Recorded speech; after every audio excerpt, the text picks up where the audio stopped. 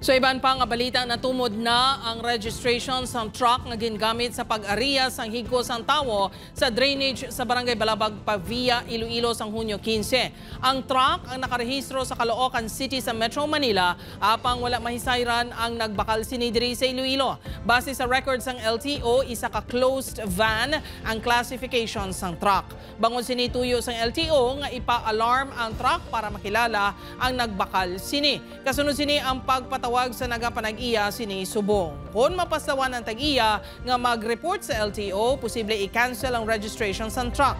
Pananglitan madeterminar ang nagapanag-iya sa truck, plano sa Pavia LGU nga papanaugan sang multa. Sekiron man sa EMB kag sa DOH kung ini ang may nagakaigo nga accreditation sa pag-siphon sang Poso Negro.